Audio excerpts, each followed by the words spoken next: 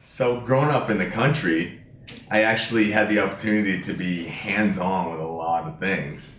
Um, my dad would build us a fort, a tree fort, and then my brother and I would go and we'd kind of plan out, drawings, and we'd have all kinds of ideas as to where we want to go with it. And then next thing we'd kind of get out there with a hammer and nails and we're building like a second story to the thing, or we've got another one in another tree and we're building a bridge across to it. So I always found I always like to be hands on with things. So when I was young, I always kind of had an idea that I wanted to be an engineer.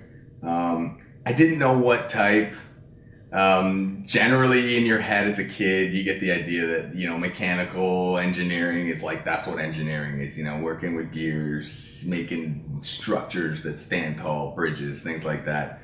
So when I was young, I always worked with Lego. I played with Meccano, the old school stuff. So that kind of spurred me. It was one of these things where one of the major events as a young kid was my brother and I decided we saw online. This is when the internet was young. We saw this Lego Mindstorms kit, and what it was like a little computer in a Lego box in which you could attach different attachments, motors, leads, things like that. And it came with like a pretty rudimentary programming software in which you could, program your Lego Mindstorms creation to kind of do whatever you want with the simple if and or logics.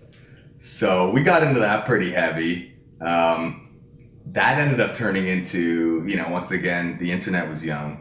So the Lego Mindstorms Lego had this website in which you could submit your Mindstorms challenges and enter into a contest. So we entered into one of these contests, and lo and behold, we won the thing.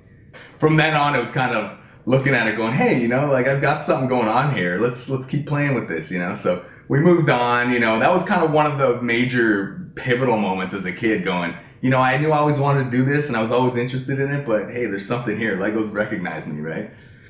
Growing up, I think to me, your environment can also help to dictate who you become. And if you're offered almost a blank slate environment, you can do with it what you want and then foster that.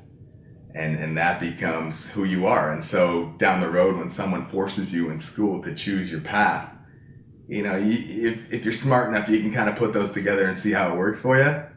Sometimes you can wing it, but that's not my route. I don't generally take that. But I think that's pretty interesting looking back at how it might have shaped, where I'm at now.